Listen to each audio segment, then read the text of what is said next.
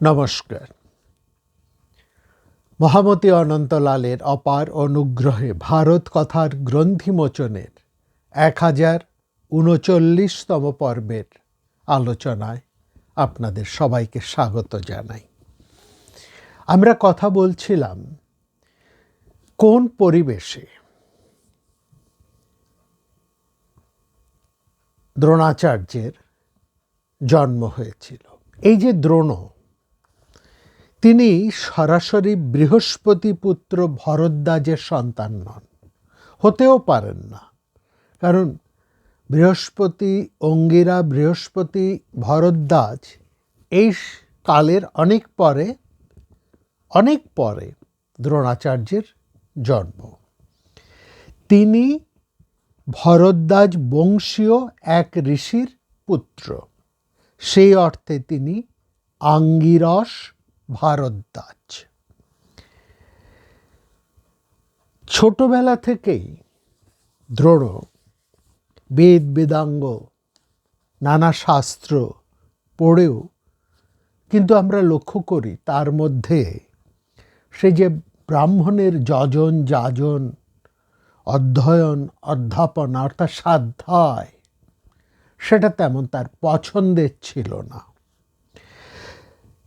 আমরা এটা জেনেছি পাঞ্চাল রাজ দ্রুপদের সঙ্গে তার একটা সখ্যত্ব ছিল এবং যুবক বয়সে রাজা হয়ে দ্রুপদ সেই বন্ধুত্ব অস্বীকার করেন। কারণ বন্ধুত্ব স্বীকার করতে হলে তাকে তার অর্ধেক রাজ্য দিয়ে দিতে হতো দ্রোণকে। এরকমই একটা নাকি কথা হয়েছিল দুজনের মধ্যে। এখানে আমাদের একটা প্রশ্ন থাকে, সেটা হচ্ছে এই কাহিনীর পরিপ্রেক্ষিতে, সেটা হচ্ছে দ্রোণ তিনি হচ্ছেন ভারদ্বাজ, আঙ্গিরস ভারদ্বাজ, ভরদ্বাজ গোত্রীয় আরেক ভরদ্বাজের তিনি পুত্র। তিনি ব্রাহ্মণোচিত যে সমস্ত গুণ, অর্থাৎ যার মধ্যে অন্যতম প্রধান গুণটি হচ্ছে যদৃচ্ছা লাভ। এই যদৃচ্ছা লাভে সন্তুষ্ট থাকা, এটা হচ্ছে ব্রাহ্মণদের যে স্বভাব, ব্রাহ্মণদের যে ধর্ম, তার অন্যতম প্রধান গুণ। অর্থাৎ দ্রোণরও তো এইভাবে সন্তুষ্ট থাকার কথা ছিল, কিন্তু তিনি ব্রাহ্মণ হওয়া সত্ত্বেও লক্ষ্য করবেন তিনি শিখেছেন ক্ষত্রিয়ের কাজ, অস্ত্রবিদ্যা তিনি শিক্ষা লাভ করেছেন। অস্ত্রবিদ্যা লাভ তখনকার দিনে ব্রাহ্মণেরা চর্চা করতেন, এটা নতুন কোনো ব্যাপার নয়। আমরা ভার্গবদের মধ্যেও দেখেছি, আঙ্গিরস বৃহস্পতির মধ্যেও আমরা এই গুণ দেখেছি, এবং অন্যান্য অগ্নিবেশের মধ্যেও আমরা দেখেছি। যে অগ্নিবেশ্য যে তিনি দ্রোণাচার্যের গুরু, এবং ভবিষ্যতে যিনি আচার্য দ্রোণকে তৈরি করবেন বা দ্রোণাচার্যকে তৈরি করবেন, সেই অগ্নিবেশ্য যিনি দ্রোণের পিতা ভরদ্বাজের খুবই পরিচিত একজন মানুষ, এবং ইত্যাদি ইত্যাদি সত্ত্বেও আমাদের এখানে একটা কিন্তু খুব প্রশ্ন থাকে, সেটা হচ্ছে দ্রোণাচার্য কি নিছকই অস্ত্রবিদ্যা লাভ বা অস্ত্রবিদ্যা শিক্ষা করেছিলেন, যেমন আর অনেক ব্রাহ্মণেরা করতেন, সবাই নয়, অনেকেই করতেন, যেমন আমরা বললাম।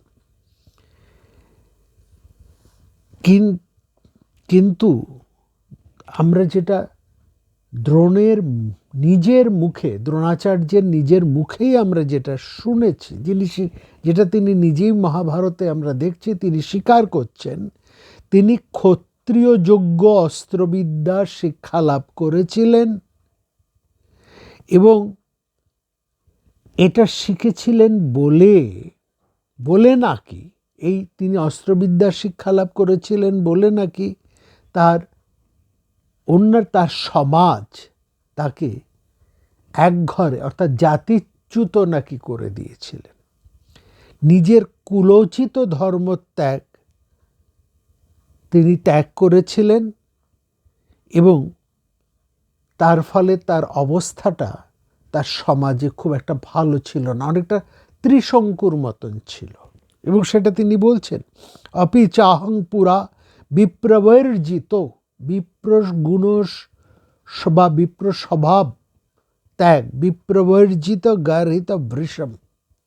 তিনি ওই বিপ্র জনচিত স্বাধ্যায়, যজন যাজন ইত্যাদি ত্যাগ করে তিনি অস্ত্রবিদ্যায় অতিমাত্রায় আসক্ত হয়েছিলেন বলে তার সমাজ তাকে ত্যাগ করেছিল।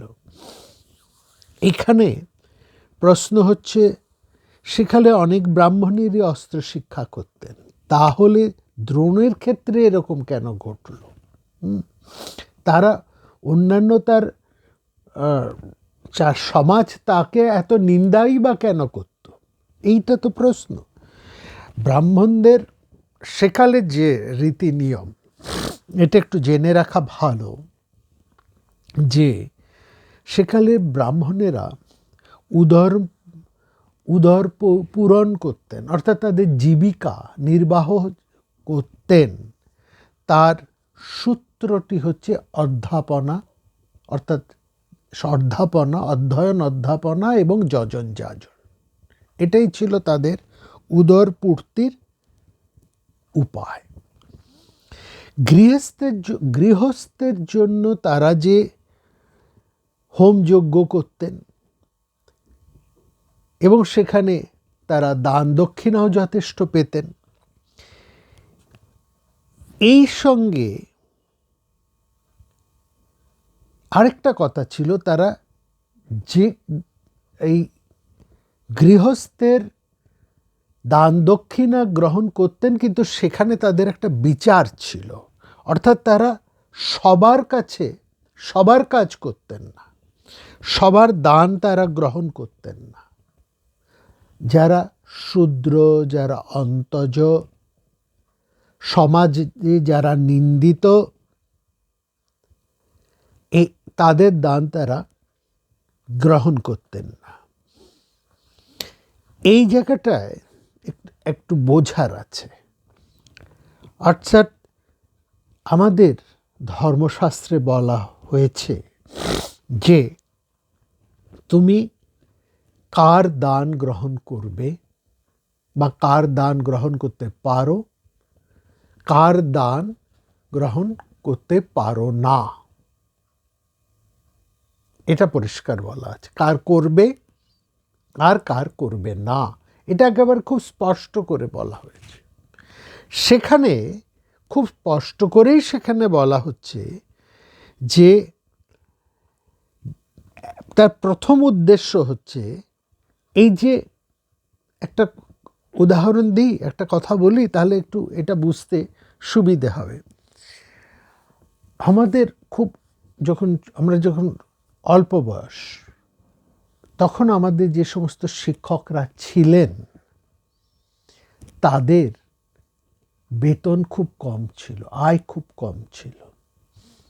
সে সময় আমরা দেখেছি এতটাই কম ছিল যে তারা তাদের সংসার প্রতিপালনের জন্য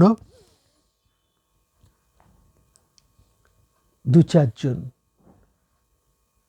ছাত্রকে পড়াতেন, এবং এখানে তারা সবাইকে পড়াতেন না, কিছু মেধাবী ছাত্রদেরকে তারা পড়াতেন।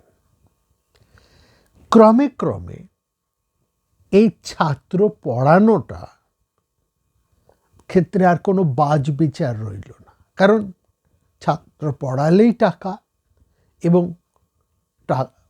পড়াতে এই টাকা মানে আরও টাকা আরও টাকা, অর্থাৎ একটা টিউশনির ব্যাপারটা চললো। এবং যত টিউশনি চলছে, যত টিউশনি রমরমা হয়ে গেল, শিক্ষকদের সম্মানটাও কিন্তু তখন অনেকটা আস্তে আস্তে কমে গেল।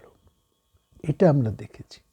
অর্থাৎ শিক্ষকের ঘরে একটা বড় শতরঞ্চি পাতার একটা ব্যবস্থা হয়ে গেল, কারণ সেখানে দলে দলে আসতো।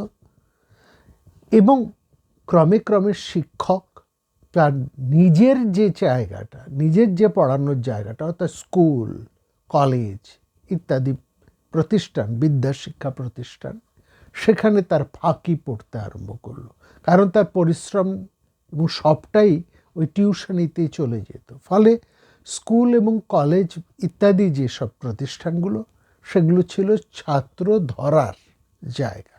তিনি অমুক জায়গায় পড়ান শিক্ষক, সেই সূত্রে ছাত্ররা তার কাছে দল বেঁধে আসতো বাড়িতে, এবং এই একটা ব্যাপার দাঁড়ায়। সেই জায়গাটা কি হচ্ছে, সেই জায়গায় আমরা দেখছি শিক্ষকের সম্মান মান ক্রমশ কমে যাচ্ছে। তার মধ্যে একটা অর্থের লোভ সেখানে এসে যাচ্ছে। এই জায়গাটাই কিন্তু ভীষণভাবে সেই সময়ে, মানে প্রাচীন সময়ে এই জন্য বলা হয়েছে যে তুমি সবার দান গ্রহণ করবে না, সবার দান গ্রহণ করা উচিত নয়। এই যে যুক্তিটা হচ্ছে এখানেই, যাতে ব্রাহ্মণেরা লোভী না হয়ে ওঠে। শিক্ষকদের সংসার যাত্রা প্রতিপালনের জন্য, যেহেতু তাদের সে সময়ের বেতন খুব কম ছিল, ফলত তারা কিছু টিউশনি করতেন, টিউশনি করে কিছু আয় করতেন, এবং সেটা যখন একেবারে বিপুল মাত্রায় চলতে আরম্ভ করলো, তাদের মধ্যে অর্থ সংক্রান্ত একটা লোভ দেখা দিল। ফলে তাদের মান এবং সম্মান দুটি নষ্ট হলো।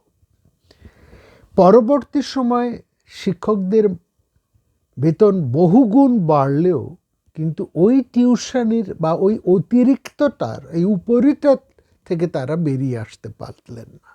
এটা শিক্ষকদের ক্ষেত্রেও আছে, প্রাইভেট টিউশনি, প্রাইভেট প্র্যাকটিস ডাক্তার অন্যদের ক্ষেত্রেও আছে।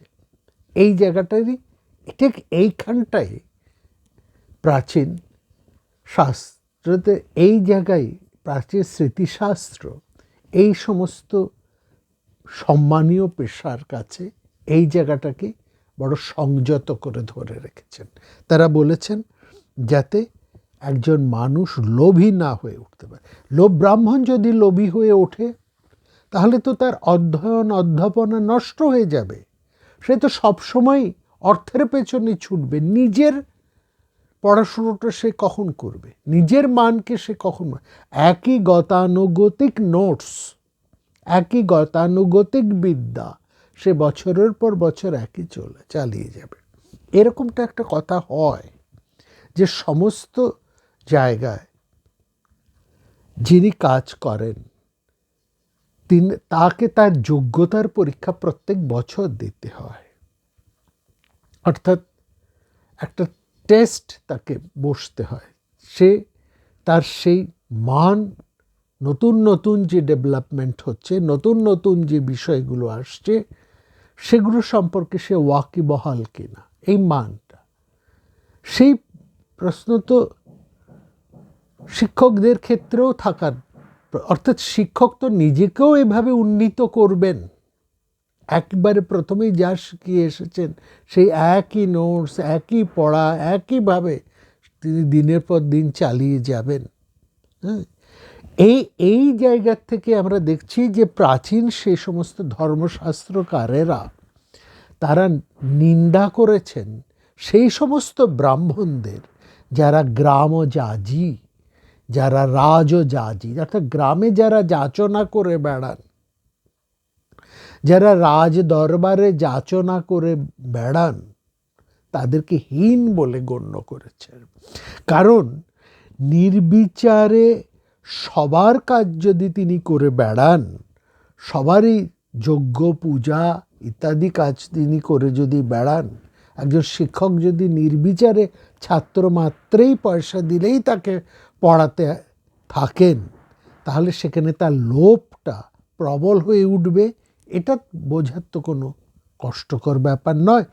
তাছাড়া আরেকটা ব্যাপার আছে, এটা দ্বিতীয়, সেটা আরও বেশি গুরুত্বপূর্ণ।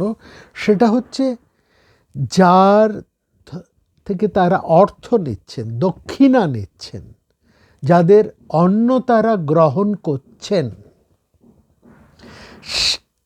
সেই অপকৃষ্ট মানুষ, তারা যদি অপকৃষ্ট হন, তাদের যে অর্জিত সম্পদ, অর্জিত ধন, তার শুদ্ধতা কতখানি।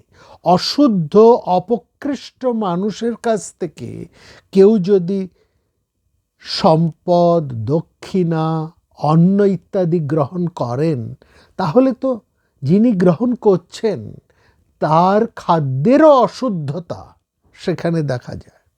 ঠিক আছে, সেখানে তো তার অশুদ্ধ অর্থই তিনি গ্রহণ করছেন, অশুদ্ধ ধন সম্পদ তিনি গ্রহণ করছেন, অশুদ্ধ অন্ন তিনি গ্রহণ করছেন। ফলত তার শুদ্ধতা সেখানে কিন্তু থাকছে না। এটাও ভীষণ গুরুত্বপূর্ণ। এই যে অবস্থাটা,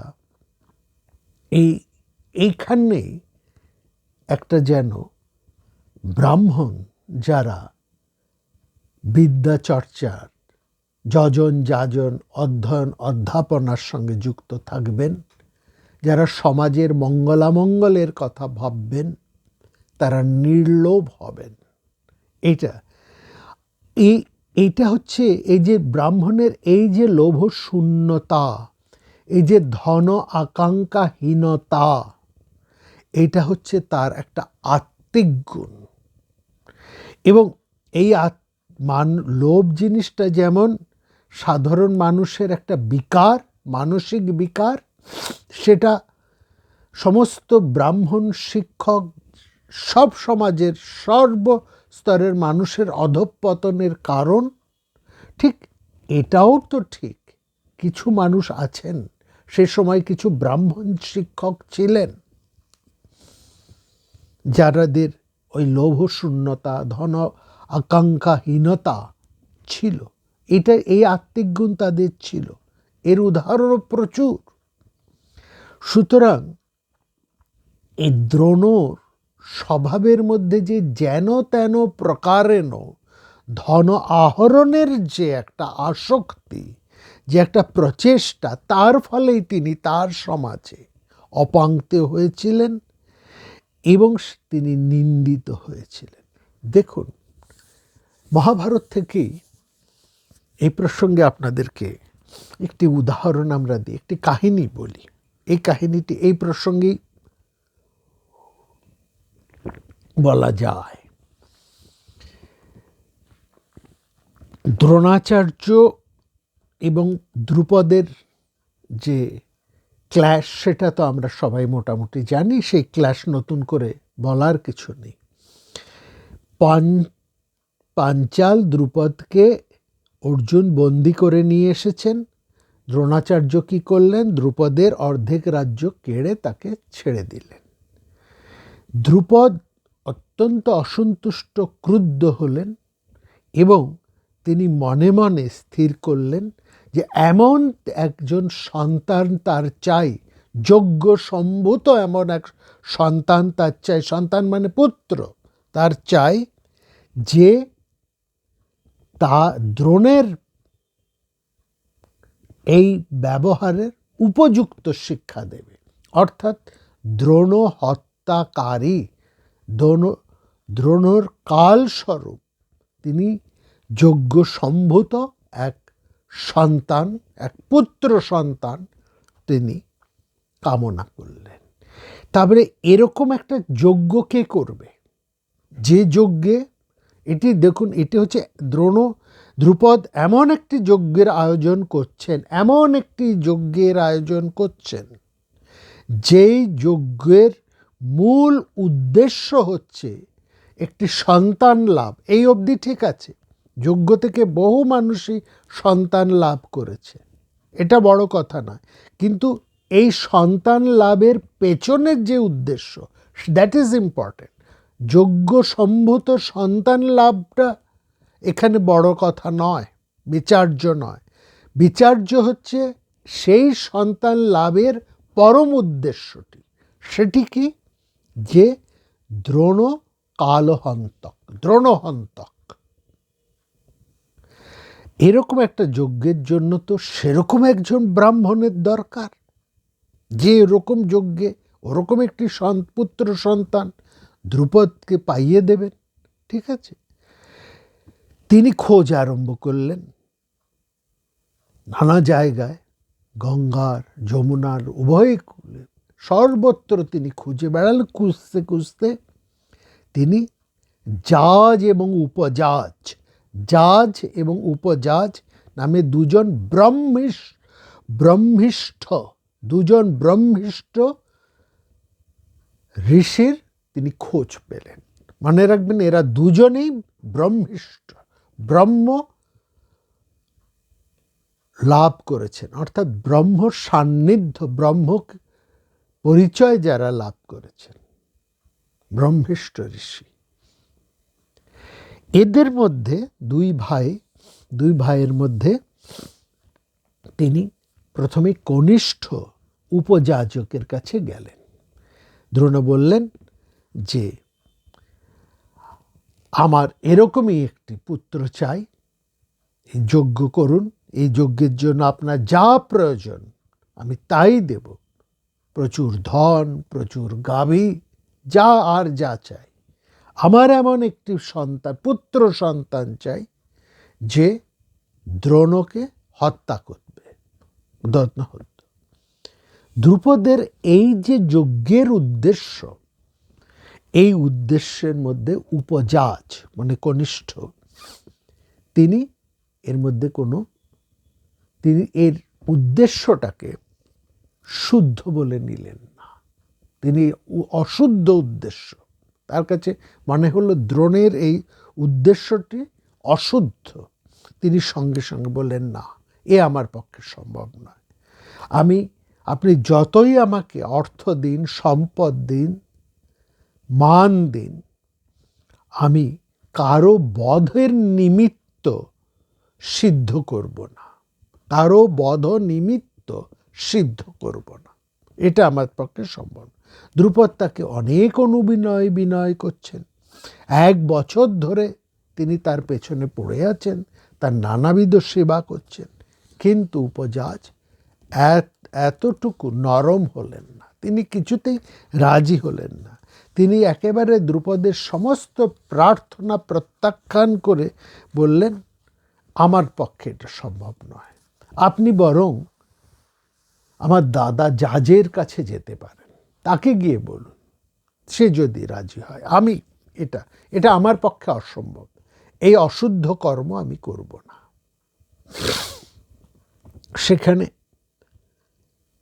দ্রুপদ উপজাজের কাছ থেকে তার দাদা জাজের কাছে উপস্থিত হলেন এবং জাজ যথারীতি দ্রুপদের প্রস্তাবে রাজি হয়ে গেলেন। এখানেই আমাদের বক্তব্য। দেখুন, দুজনেই ঋষি, জাজ এবং উপজাজ ছোট, জাজ তার দাদা বড়।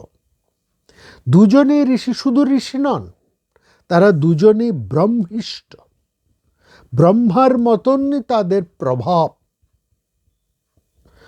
এবং সর্বগুণ সমন্বিত তাদেরকে বলা হয়েছে।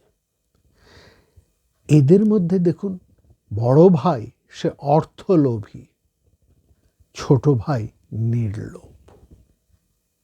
এই জায়গাটা বোঝার, এই যে দান, এটা তো কোনো শূদ্র, অন্তজ বা নিন্দিত কোনো মানুষের কাছ থেকে আসেনি, এটা এসেছে মহারাজ দ্রুপদের কাছ থেকে। দ্রুপদ সেই সময় একজন প্রতিষ্ঠিত রাজা, ক্ষত্রিয়দের মধ্যে এক ঈর্ষণীয় ব্যক্তিত্ব। আর যিনি দান নিচ্ছেন, যিনি দান গ্রহণ করছেন, তিনি একজন ব্রহ্মিষ্ঠ মহর্ষি। কথাটা এখানে, যাই হন না কেন, ব্রহ্মিষ্ঠ হন, মহর্ষি হন, আর যাই হন, মানুষের মধ্যে যে প্রবৃত্তি, এটা এবং এই যে হীন প্রবৃত্তি, যাকে নীচ প্রবৃত্তি বলেছে মহাভারত, সেটা যে থাকবে না এটা তো বলা যায় না। হ্যাঁ, নির্লোভ হওয়াটাই হচ্ছে ব্রাহ্মণের প্রথম গুণ। একজন ব্রাহ্মণ নির্লোভ হবেন, এবং এই কারণেই দ্রোণ তার সমাজে অপাঙ্ক্তেয় হয়েছিলেন। তার লোভ ছিল, দ্রোণের প্রচণ্ড লোভ ছিল, অর্থের লোভ ছিল, ক্ষমতার লোভ ছিল, মানের লোভ ছিল, তার মধ্যে গুণ ছিল কিন্তু যথেষ্ট লোভ ছিল। তার গুণের কথা মানে কতটা গুণ সেটা তো মহাভারতেই বলেছেন, একেবারে ভীষ্মের মুখেও বলা হয়েছে। ঠিক আছে, সেখানে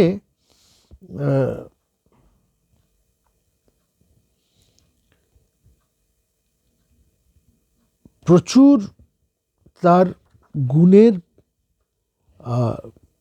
ব্যাপার সেখানে স্বয়ং ভীষ্ম বলেছেন যে দ্রোণ হচ্ছেন এমন একজন মানুষ যার এত বিশাল যার গুণ, এবং তার গুণটা কতখানি না, তার মতন শ্রেষ্ঠ অস্ত্রবিদ, শাস্ত্রবিদ সেকালে দুর্লভ।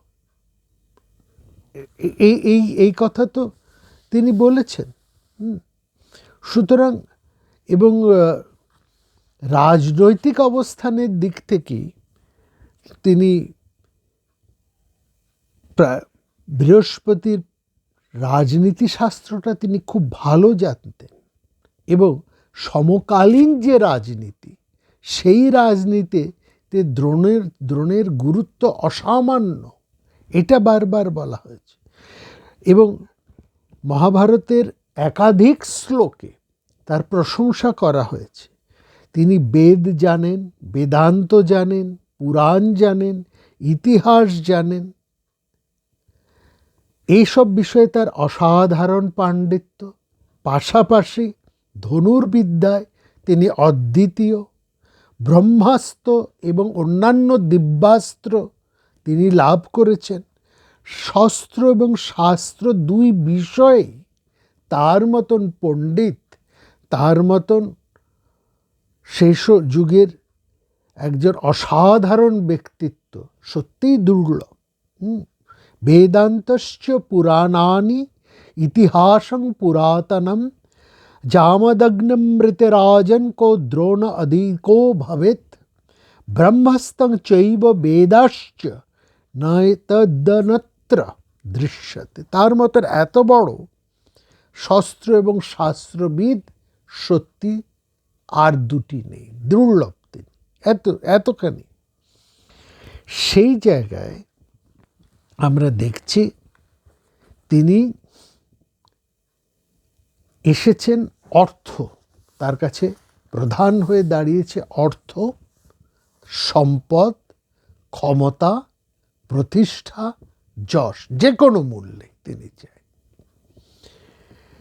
সুতরাং তিনি শুনতে পেলেন যখন তিনি এসব শিক্ষালাভ ইত্যাদি করছেন, আর তিনি ধনুর্বেদ শিখছেন, ঠিক সেই সময় অর্থাৎ তিনি যখন স্টুডেন্ট সেই পিরিয়ডে তিনি শুনলেন যে পরশুরাম, ভার্গব পরশুরাম, তিনি ব্রাহ্মণদের প্রচুর দান ধ্যান করছেন। দ্রোণাচার্য আর অপেক্ষা করলেন না, তিনি সঙ্গে সঙ্গে রওনা দিলেন পরশুরামের উদ্দেশ্যে। তার উদ্দেশ্য খুব স্পষ্ট, অর্থাৎ সুকঠিন অস্ত্রবিদ্যার শিক্ষা এবং পরশুরামের প্রচুর অর্থ সম্পদ সেটা পাওয়া। অর্থাৎ তিনি একসঙ্গে দুটো জিনিস পাওয়ার উদ্দেশ্যে একদিকে পরশুরামের কাছ থেকে সমস্ত দিব্যাস্ত্রের শিক্ষা, অন্যদিকে পরশুরামের অপরিমাণ ধন দৌলত। তিনি একেবারে মহাত্মা পরশুরামের কাছে গিয়ে পৌঁছলেন, এবং পৌঁছেই একদম প্রথমেই তিনি পরিষ্কার বললেন, অহং ধনম অনন্তং হি প্রার্থয়ে বিপুল ব্রত আগতং বিত্ত কামং মাং বিদ্ধি দ্রোণং দ্বিজোত্তম। পরিষ্কার তিনি বলে দিলেন, আমি আপনার কাছে এসেছি ধন সম্পদ পাবো বলে, কোনো লুকোছাপা নেই, পরিষ্কার তিনি বললেন। পরশুরাম একটু বিব্রত হয়ে বললেন, আপনি বড় দেরি করে এসেছেন। থাকার মধ্যে আমার কাছে যার অর্থ সম্পদ বিত্ত যা কিছু ছিল সবই আমি দান করে দিয়েছি। থাকার মধ্যে আছে আমার এই শরীরটা আর কিছু অস্ত্র শস্ত্র। দ্রোণাচার্য কম বুদ্ধিমান না, তিনি ভাবলেন এসেছি যখন যা পাওয়া যায়, বিশেষ করে অস্ত্রশস্ত্র, এই অস্ত্রশস্ত্র তো আর সাধারণ অস্ত্রশস্ত্র নয়, এই অস্ত্রশস্ত্র হচ্ছে সেই প্রাণান্তক অস্ত্র পরশুরামের, যা দিয়ে তিনি ক্ষত্রিয় কুলকে 21 বার শায়েস্তা করেছিলেন, নিধন করেছিলেন। তো দ্রোণ সমস্ত অস্ত্র চালনার কৌশল শিখে নিয়ে উপস্থিত হলেন তিনি একেবারে ওখান থেকে সরাসরি মহারাজ দ্রুপদের কাছে। টাকা পয়সা তো তার হয়নি অত, কিন্তু তার কাছে এখন ভয়ঙ্কর সব অস্ত্র আছে। এবার যদি দ্রুপদ তার অর্ধেক রাজ্য দিয়ে দেয় আগের কথা মতন, তাহলে তো সব পুষে যাবে। দুর্ভাগ্য এটা। দ্রুপদ দ্রোণকে প্রত্যাখ্যান করলেন। এইখানে দেখুন, এই জায়গাটা দেখুন, একজন ব্রাহ্মণ, একজন বিদ্বজ্জন, তিনি ধীরে ধীরে কিভাবে তার বিদ্যাবত্তার পরিধি থেকে, তার বিদ্যা চর্চার পরিধি থেকে তিনি ক্ষমতার অলিন্দে প্রবেশ করছেন, এই জায়গাটা দেখান। তিনি প্রত্যাখ্যাত হয়ে, দ্রুপদের কাছ থেকে প্রত্যাখ্যাত হয়ে তিনি সোজা চলে গেলেন। কোথায় গেলেন না হস্তিনাপুর। হস্তিনাপুরে কারা? কুরুরা। এই কুরুরা কে? তারা হচ্ছে পঞ্চাল, দ্রুপদদের শত্রু। কে না জানে পঞ্চাল আর কুরুদের মধ্যে একটা ভয়ঙ্কর জ্ঞাতি বৈরব ছিল, জ্ঞাতি বৈরতা ছিল। পঞ্চাল আর কুরুরা ছিলেন জ্ঞাতি, সেই যদু বংশের দ্বারার থেকে। এই জায়গায় তাদের মধ্যে একটা ভয়ঙ্কর বৈরিতা, সেই বৈরিতা অবসান হয়েছে। পঞ্চালরা এখন অনেক ঠান্ডা হয়ে গেছে। তারা কুরুদেরকে একেবারেই পঞ্চালরা শেষ করে দিয়েছিল, কুরুদের অস্তিত্বই শেষ হয়ে গিয়েছিল। সেখান থেকে কোনো রকমভাবে কুরুরা আবার নিজেদের প্রতিপত্তি প্রতিষ্ঠা করতে পেরেছেন এবং পঞ্চালদের সেই আগের প্রতিপত্তি আর ততটা নেই। তাদের মধ্যে একটা চাপা অসন্তোষ আছে, একটা জ্ঞাতি বিদ্রোহ আছে, কিন্তু সে প্রবলতা নেই। তারা দুজনেই দুটো আলাদা অংশে বসবাস। কুরু রাজ্য হস্তিনাপুর নিয়ে, ওদিকে পঞ্চাল রাজ্য আলাদাভাবে রয়েছে। সবাই জানতেন, দ্রোণাচার্য জানতেন, সবাই জানতেন, কিন্তু দ্রোণাচার্য নিজের স্বার্থ পরিপূর্তির জন্য একজন ব্রাহ্মণ, বিদ্যাচর্চা, স্বাধ্যায় এবং যেখানে যেখানে তার ওই চরিত্রের, ব্রাহ্মণ চরিত্রের যা গুণ, সে সমস্ত সব কিছুকে তিনি অস্বীকার করে সোজা চলে এলেন হস্তিনাপুরে। তিনি ধৃতরাষ্ট্রের কাছে কিন্তু গেলেন না, সরাসরি তিনি রাজ অলিন্দেও প্রবেশ করলেন। এই জায়গায় দেখুন তিনি কিভাবে এন্ট্রি নিচ্ছেন। তিনি হস্তিনাপুরের যে সেই সময় প্রধান পুরুষ ভীষ্ম, পিতামহ ভীষ্ম, তাকেও কিছু জানালেন না। তিনি আশ্রয় নিলেন, সেখানে আছেন তার শ্যালক কৃপাচার্য। কৃপাচার্য আছেন কুরু বংশের ছেলেদের আচার্য হয়ে।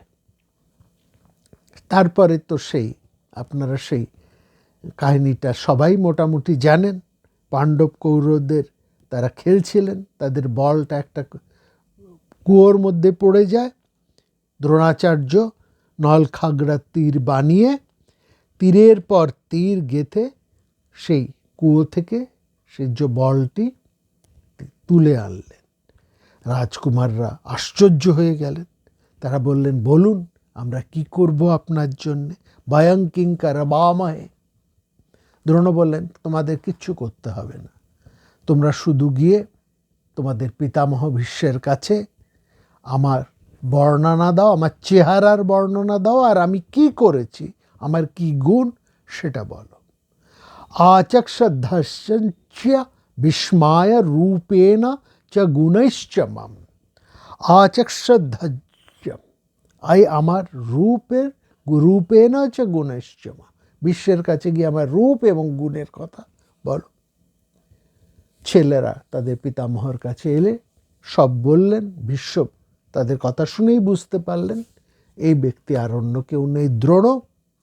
তিনি সঙ্গে সঙ্গে দ্রোণকে তাদের অস্ত্রগুরু হিসেবে, শিক্ষক হিসেবে নিযুক্ত করলেন, কারণ তিনি এরকম একজন শিক্ষককে খুঁজছেন। এবং ক্ষত্রবিদ্যায় দ্রোণাচার্য গুণী মানুষ, এতে তো কোনো সন্দেহ নেই। তিনি দ্রোণাচার্যকে ডেকে পাঠালেন। দ্রোণ ভীষ্মের কাছে এসে নিজের দারিদ্র্যের আনুপূর্বিক ইতিহাস গড়গড় করে বলে গেলেন, একটু বোধহয় বাড়িয়েই বললেন। তার পুত্র অশ্বত্থামা দুধ বলে পিটুলি গলা খাওয়ার ঘটনা বলেই দ্রোণাচার্য বলছেন, কি বলবো, ব্রাহ্মণদের নিন্দিত প্রতিগ্রহ করা, অর্থাৎ নিচগৃহে যজন যাজন করে টাকা পয়সা গ্রহণ করা নিন্দিত বলে ধর্মসঙ্গত প্রতিগ্রহের জন্য সর্বত্র আমি ঘুরে বেরিয়েছি, কেউ আমাকে একটা গরুও দেয়নি।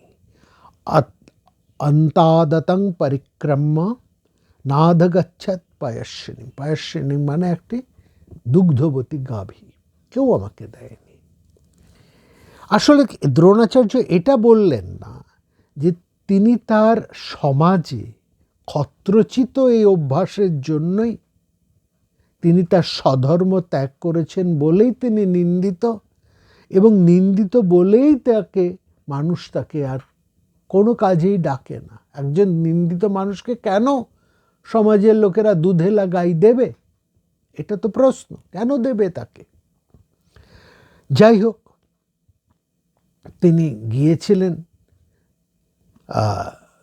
দ্রুপদের কাছে তার রাজ্য পাবেন বলে। দ্রুপদ তাকে প্রত্যাখ্যান করেছেন, এবং সেখানে দ্রোণাচার্য কিছু লুকোলেন না, পরিষ্কার তিনি বললেন, ওই ঘটনা, এই প্রত্যাখ্যানের ফলে আমার গা জ্বলে গিয়েছে। মন্নু নাভি পরিপ্লুত, মন্নু মানে অসুয়া, গা জ্বলা, এখানে গা জ্বলে রেগে গেছি আমি, গা জ্বলে গেছে আমার। মন্নু বিপরিপ্লুত, আমি একেবারে রাগে জর্জরিত হয়ে গেছি, এবং দ্রুপদকে আমি কি শাস্তি দেব সেটা ঠিক করেই আমি এখানে এসেছি। আমি গুণবান শিষ্য চাই, আমি আমার অভিলাষ পূর্ণ করতে চাই, অর্থাৎ আমি আশ্রয় চাই, টাকা পয়সা চাই, এবং আমার যে উদ্দেশ্য আছে, আমার যে এজেন্ডা, হিডেন এজেন্ডা, সেটাকে আমি পূর্ণ করতে চাই। পিতামহ ভীষ্ম তিনি দীর্ঘদর্শী, বহু অভিজ্ঞ মানুষ, তিনি সব বোঝেন। বললেন, আপনি আপনার তীর ধনুককে বিশ্রাম দিন, অস্ত্রগুলোকে বিশ্রাম দিন, রাজকুমারদেরকে শিক্ষা দিন, সানন্দে যতদিন ইচ্ছে ভোগ আনন্দ করুন। ভুংস ভোগম ভৃশং প্রীতঃ। আমাদের কুরুদের যা ধন সম্পদ আছে, রাজ্য আছে, তার সব মালিক হবেন আপনি। আপনি এখানে রাজা হয়েই থাকবেন, তামেব পরম রাজা। কৌরবেরা সবাই আপনার অধীন হয়ে থাকবে। এই যে অধীন হয়ে থাকবে, এটা একটা অতিশয়োক্তি।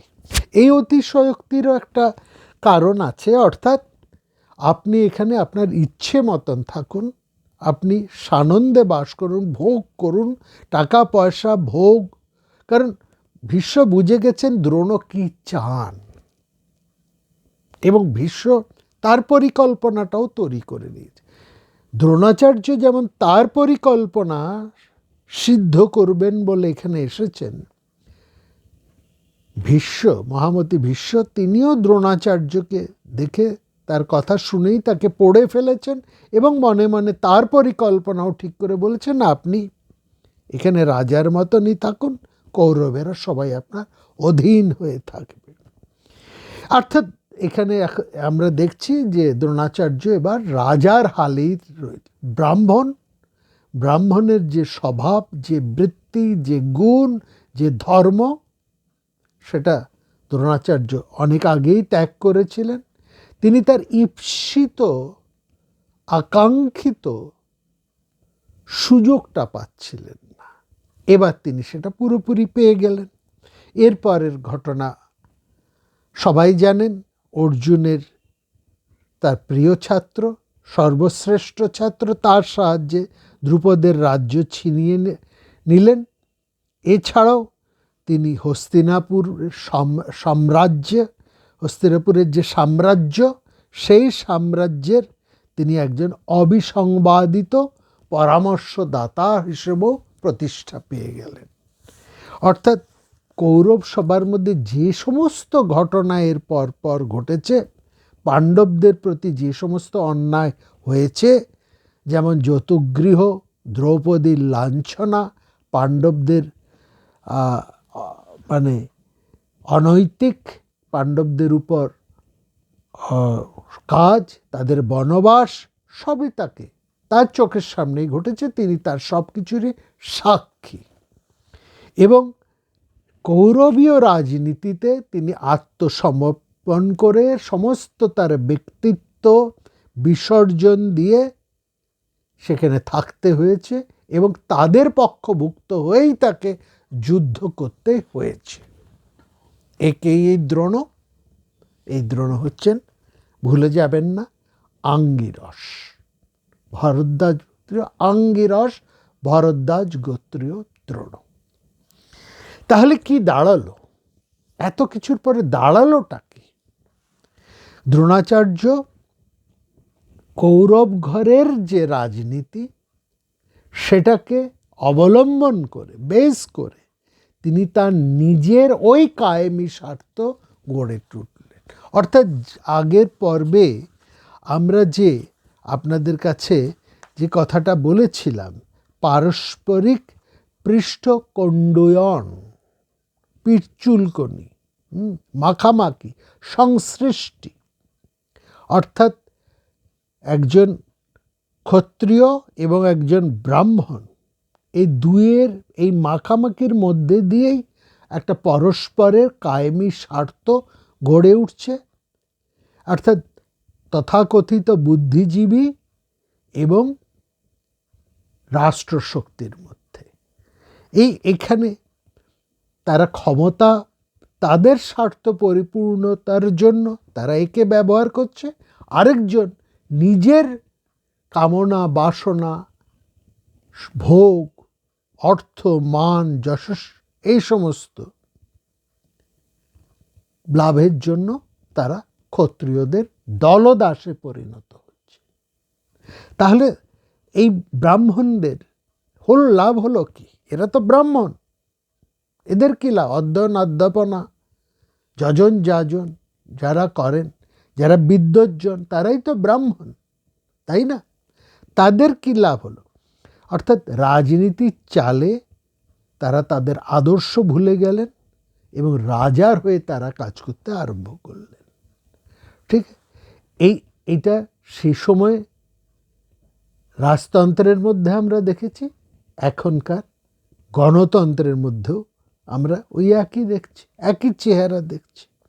ঠিক, তো এই জায়গাটাই হচ্ছে একেবারে সোজা ব্যাপার।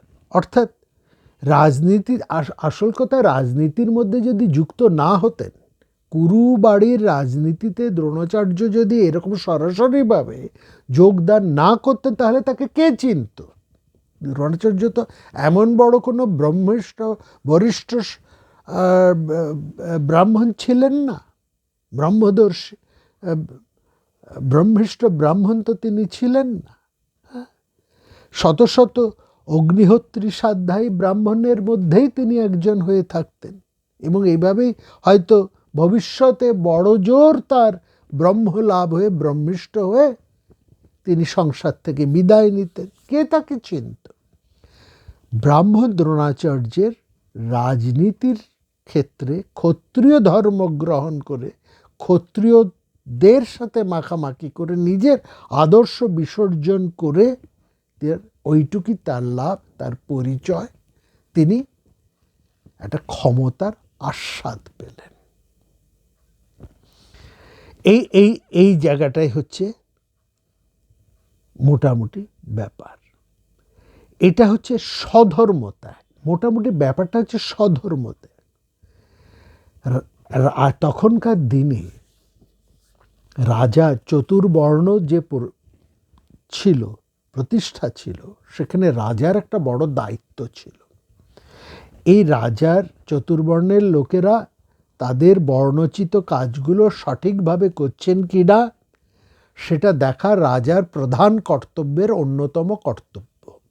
এটা ছিল স্বধর্ম। এখানে বলতে কিন্তু ওই পূজা পাঠ, ফুল বেল এসবের ব্যাপার নয়। ব্রাহ্মণের ক্ষেত্রে সেটা যজন যাজন, অধ্যয়ন অধ্যাপনা। ক্ষত্রিয়ের ক্ষেত্রে প্রজাপালন, রাষ্ট্রের পালন, রাষ্ট্রহিতের জন্য কাজ এবং যুদ্ধ।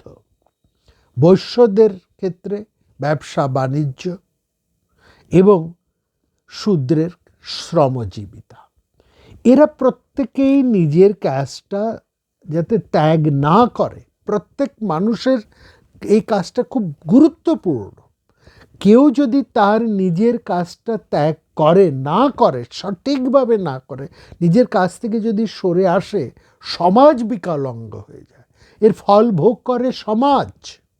কোনো একটি বর্ণর মানুষ যদি তার কাজ না করে, তাহলে তার ফল ভোগ করে কিন্তু সমাজ, সমাজের সাধারণ মানুষ। আজকে যদি ধরা যাক শিক্ষকরা বলেন আমরা পড়াবো না, ঠিক করে পড়াবো না, স্কুলে গিয়ে, কলেজে গিয়ে, বিশ্ববিদ্যালয়ে গিয়ে আমরা ক্লাস নেব না, ঠিক মতন পড়াবো না। ডাক্তাররা যদি বলেন আমরা ঠিক মতন রোগী দেখব না, এরকম যদি ব্যাপারটা দাঁড়ায়। উকিলরা যদি বলেন আমরা মক্কেলদের হয়ে সৎভাবে কাজ করব না। ইঞ্জিনিয়াররা যদি বলেন যে আমরা আমাদের দায়িত্ব ঠিক মতন পালন করব না, আমরা আমাদের কাজটা ঠিক মতন করব না, এরকম যদি ব্যাপারটা দাঁড়ায়।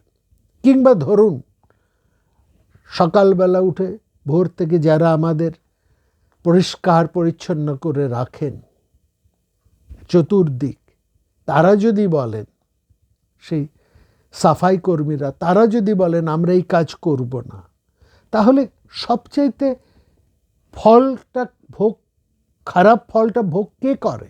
সাধারণ মানুষ করে, সমাজ করে। সমাজ বিব্রত, সাধারণ মানুষ কষ্ট পায়, সমাজ নষ্ট হয়, তারাই হয়ে পড়ে। ফলে এই জন্যই, ঠিক এই কারণেই প্রত্যেকে যাতে নিজের ধর্ম, ধর্ম অর্থে এখানে নিজেদের কাজ, নিজের কাজটি যাতে তারা ঠিকঠাকভাবে করে, সেই জন্যই বারবার পুরাণে, ধর্মে, সাহিত্যে, ইতিহাসে, প্রাচীন জায়গার সর্বত্র স্মৃতিশাস্ত্রকারেরা, ধর্মশাস্ত্রকারেরা,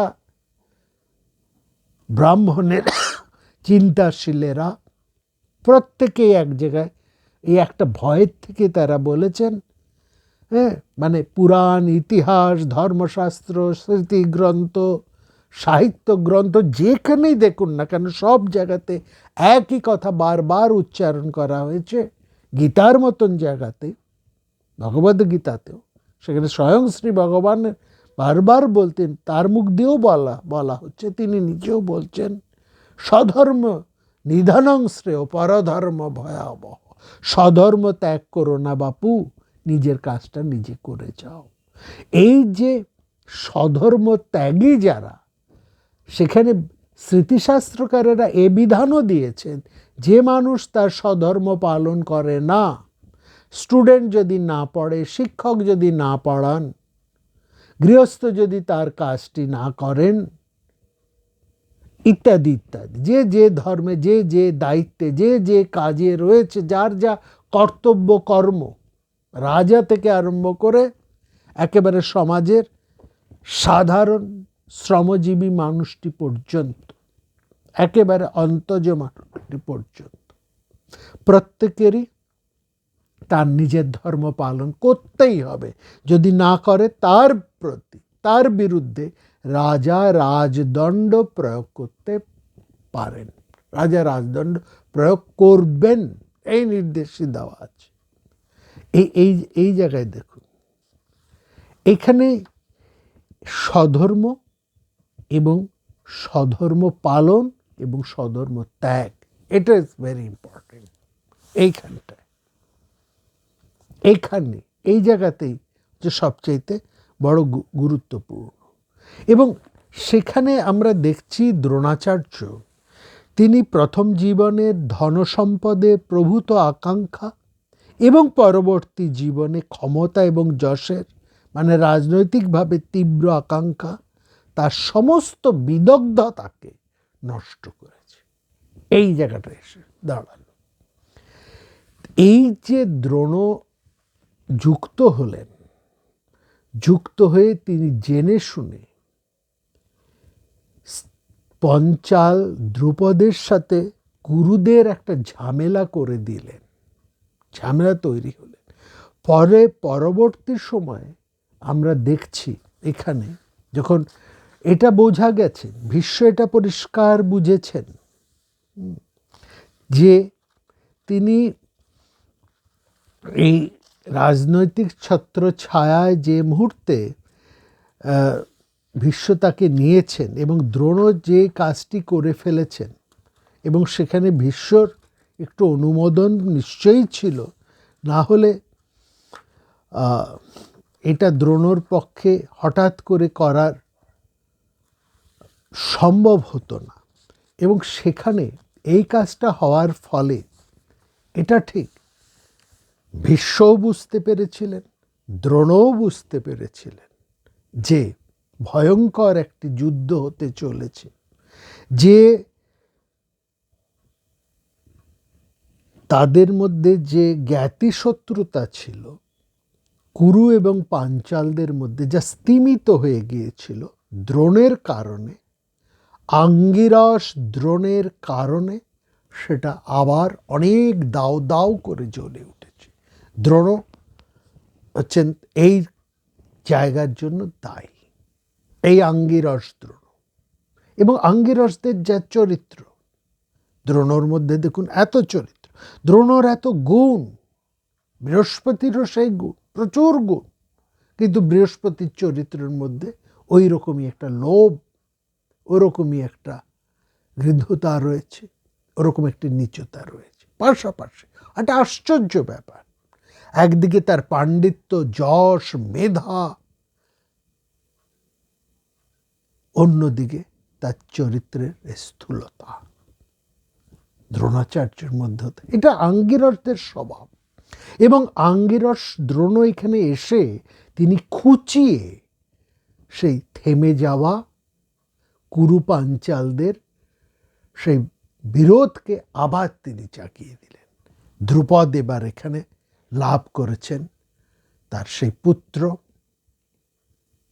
ধৃষ্টদ্যম্ন, যিনি দ্রোণহন্তক, সেই অগ্নি থেকে অনলজাতা দ্রৌপদী, যিনি কুরু বংশের ঘাতক, এবং সেই পঞ্চাল রাজ্যে দ্রুপদের ঘরে পালিত হচ্ছেন, সযত্নে পালিত হচ্ছেন ভীষ্মহন্তক। সুতরাং এই জায়গাটায় আমরা বুঝতে পারছি শিখণ্ডিনী, অম্বা শিখণ্ডিনী, তিনি আর অন্য কোথাও নয়, সেই পঞ্চাল ঘরে। এবং অবশেষে সেখানে যুদ্ধ। এখানে ভার্গব রানী আছেন, ভার্গব হিসেবে ভার্গবীয় সমস্ত গুণ নিয়ে একমাত্র রয়েছেন একজন বিদুর।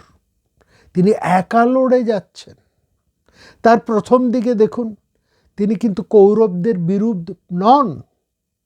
তিনি চেষ্টা করেছেন কৌরবদের এবং পাণ্ডবদের মধ্যে একটা বিধান, একটা সমতা আনার জন্য, দুজনেই যাতে শান্তিপূর্ণভাবে থাকেন, কিন্তু পারেননি। বাধ্য হয়ে তাকে লাঞ্ছিত, অপমানিত হয়ে, তার জ্যেষ্ঠ ভ্রাতার দ্বারা অপমানিত হয়ে তিনি ত্যাগ করেছেন কৌরব শিবির। তাকে বাধ্য করা হয়েছে কৌরব শিবির ত্যাগ করতে। তিনি পাণ্ডব শিবিরে গেছেন। বিদুর, বিদুর এর মধ্যে যা গুণ, সেগুলো ভার্গবীয় গুণ। ভার্গবীয় নীতিশাস্ত্রে বিদুর হচ্ছেন সুপণ্ডিত। দ্রোণাচার্য বৃহস্পতির নীতিশাস্ত্রে সুপণ্ডিত। আর দুয়ের নীতিশাস্ত্র ভার্গবীয় বিদ্যা এবং বৃহস্পতির বিদ্যা, অর্থাৎ শুক্রাচার্যের বিদ্যা এবং আঙ্গিরস বৃহস্পতির অঙ্গিরা বিদ্যা, এই দুটোই জানতেন ভীষ্ম। কিন্তু তিনি তো স্থবির, তার আসকুন, তিনি নামে মাত্র রাজা।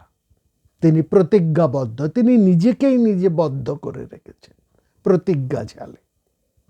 ফলে অ্যাক্টিভ হচ্ছেন দুজন লোক, একজন বিদুর, আরেকজন দ্রোণাচার্য। দুজনই ভীষ্মের অনুগত, দুজনই ভীষ্মের দুই হাত, একজন ডান হাত, একজন বাঁ হাত।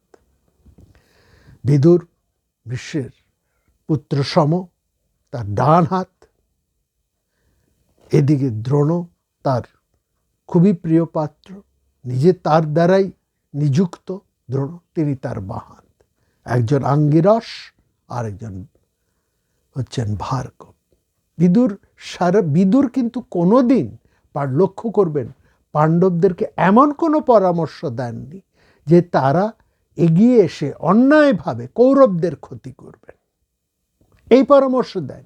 যেমন শুক্রাচার্য দৈত্যগুরু হয়েছে, তিনি দৈত্যদের কিন্তু এই পরামর্শ দেননি যে তোমরা দেবতাদের গিয়ে এই ক্ষতিগুলো করে দাও, দৈত্য দেবতাদের সাথে এই অন্যায় কাজগুলো করো, কিন্তু বৃহস্পতি দিয়েছেন।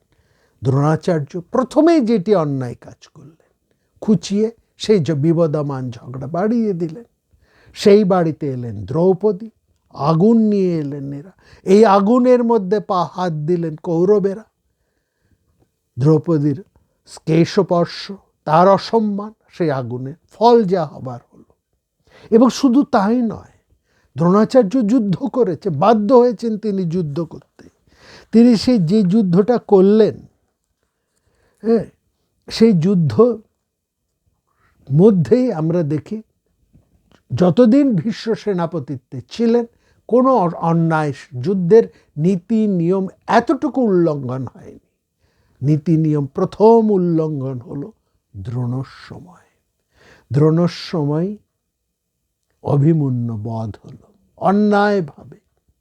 একটি নিরস্ত্র বালককে 7 জন বড় বড় রথীরা ঘিরে ধরে অন্যায়ভাবে তাকে বধ করলে। দ্রোণের প্রথম অন্যায়।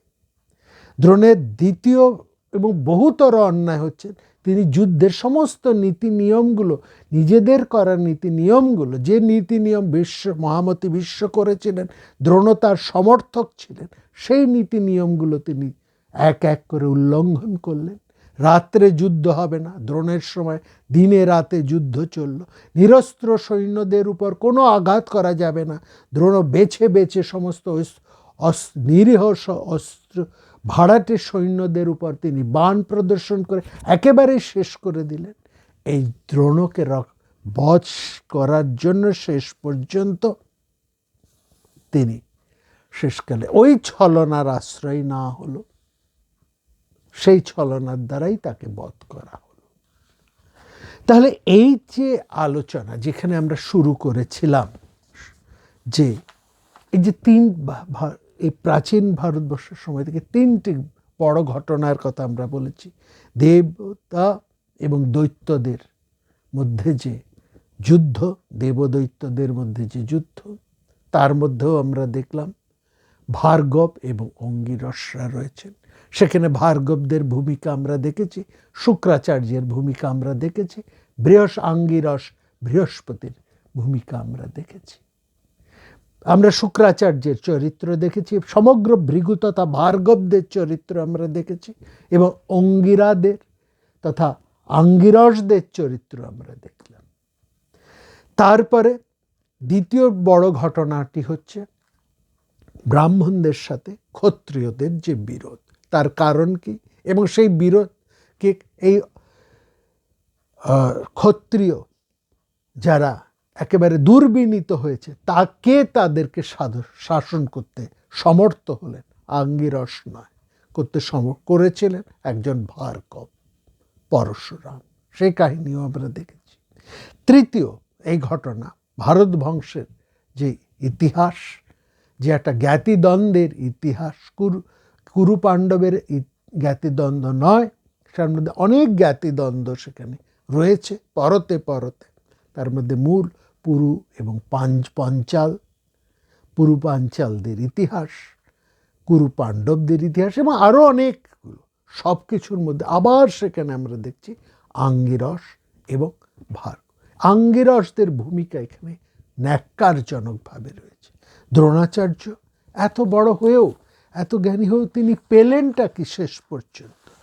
তার লাভটা কি হলো? এটা তো আমাদের একটুখানি বোঝার দরকার। অর্থাৎ এত কিছু করে আঙ্গিরসেরা কি লাভ করলো? সেখানে দ্রোণাচার্য তার যে ছেলেকে রেখে যাচ্ছেন অশ্বত্থামা, তাকে তিনি শেষ জীবনে দেখুন, ওই যে দ্রোণাচার্য শেষ জীবন সময়ে তিনি তার পুত্রকে শেষ উপদেশ দিচ্ছেন, বাবা, তিনি তার ছেলেকে খুব ভালো করে জানতেন, খুব ভালো করে তিনি চিনতেন ছেলে কি ভয়ঙ্কর হতে পারে।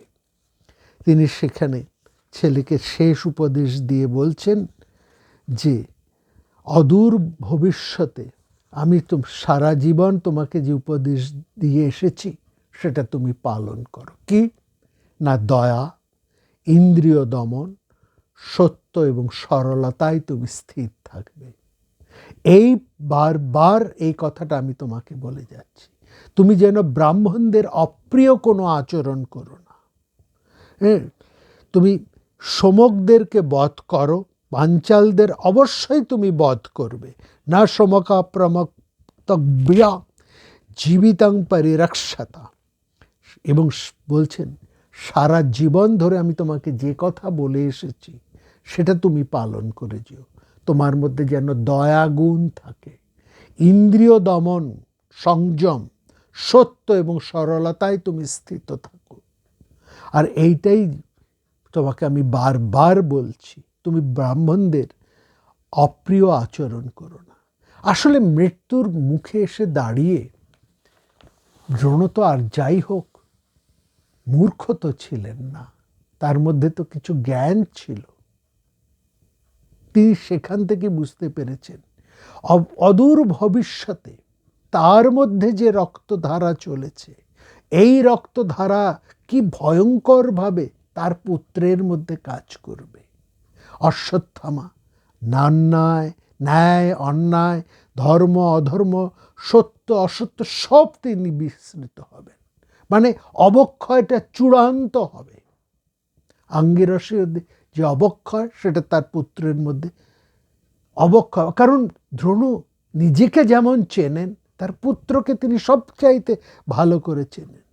তিনি যে ধর্মে, তার পুত্র যে ধর্ম বা সত্যের পথে থাকবে না, এই ভবিষ্যৎবাণী তিনি আরও আগেও করেছেন সেই সৌপ্তিক পর্বের মধ্যে। তাই শেষবার তার পুত্রের উদ্দেশ্যকে বলেছেন যে তুমি বাপু ধর্মপথে থাকো, তাহলে তুমি বাঁচতে পারবে। অশ্বত্থামা চিরজীবী বলা হয়, কারণ এই ধরনের মানুষেরা সংসারে চিরকাল থাকে। সে শিশু হন্তক বলে সর্বজনের কাছে অশ্বত্থামা নিন্দিত, কোথাও তিনি আশ্রয় পাননি, সমাজ পরিত্যক্ত হয়েছেন। এই হচ্ছে আঙ্গিরসদের ইতিহাস। অন্যদিকে ভার্গবদের ইতিহাস, ভার্গবদের এক বিরাট অংশ আমরা বিদুরের মধ্যে দেখছি। ভার্গব ধারা তার পরবর্তী সময়েও বয়ে চলে এসেছে। শঙ্করাচার্যের মধ্যেও সেই ভার্গবীয় ধারা আমরা দেখি। তিনি লুপ্ত শাস্ত্র উদ্ধারের জন্য, লুপ্ত তীর্থ উদ্ধারের জন্য এবং ভারতবর্ষের স্বাধীনতা পুনরুদ্ধারের জন্য, ভারতবর্ষের সেই শক্তি সংগতিকে পুনরুদ্ধারের জন্য সামান্য 32 বছরের মধ্যে যে অতুলনীয় অভাবনীয় কাজ করে গিয়েছেন, এটা তো ভার্গবীয় কাজ। এই জায়গাটা, এই ধারার উত্তরসূরি বিবেকানন্দ, সুভাষচন্দ্র। ভাবুন, চিন্তা করুন, মহাভারতের কাহিনী কেবলমাত্র ওই কুরু পাণ্ডবের মধ্যে সীমাবদ্ধ নয়, ওই কয়টি চরিত্রের মধ্যে সীমাবদ্ধ নয়।